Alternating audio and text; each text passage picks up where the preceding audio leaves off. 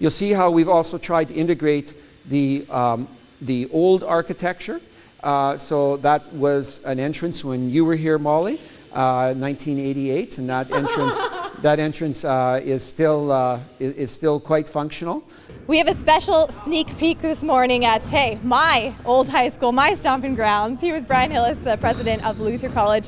Thanks so much for meeting with us today. Well, thanks for having us. In this beautiful gym, finally functional. Yeah. All part of the building campaign. That's right. Where are we at? Well, we started this process really in 2011 in terms of determining what Luther College needed, and in close consultation with the faculty and staff and the board and our donors and our alumni, we came up with basically a new gym, a new student commons, 3 new classrooms, new washrooms, new locker rooms, and we refurbished the old gym, and so it will get some more work a little bit down the road, but it has already received a bit of a facelift. We'll have monitors on this wall, and we're still not sure what those monitors will have, but we're talking about displaying the history of the school, current events, both national and local, and so on. This design was put together by 2 of our alum, one of whom went on to become a teacher here, Rick Nosbakken, who unfortunately passed away just recently,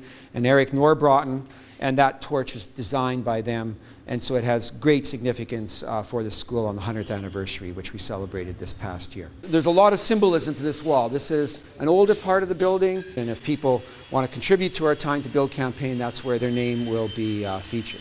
Our lead donor, in a sense of being the first donation, was Gavin Semple, and hence this is called the Semple Family Gymnasium.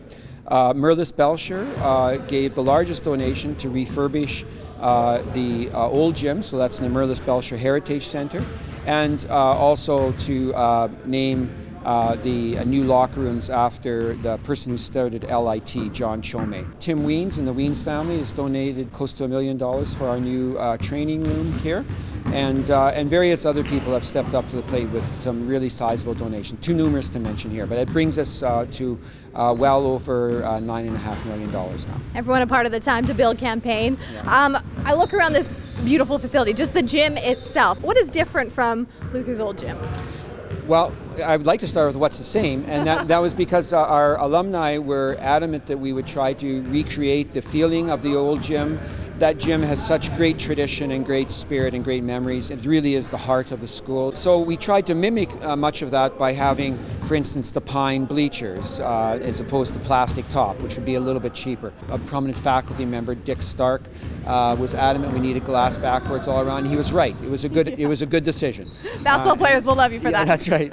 But it's also a great decision because this gym is big enough. It is quite a bit bigger than the old gym. We have a big curtain called a valance that comes down to separate the gym so that we can have 2 classes going on at the same time. And the gym is also considerably higher, and that's to facilitate the national volleyball championships. Everything's going to come together with a grand opening. Tell us a little bit about that and what people can expect. Yeah. Well, as you know, we have daily chapel, and this is a big deal for the school and for our students, so we like to make sure that the students are included and featured. So on September 9th during daily chapel, we will have the grand opening. We'll be inviting those major donors that I've told you about, as well as many others. Our alumni, of course, government dignitaries, city officials. City has been a great help to us in terms of facilitating a good landscaping scheme for us, which is being completed this summer. Well, thank you, Brian, for showing us a little bit today. The Time to Build campaign runs until June 2015, so of course, fundraising will continue long after the launch.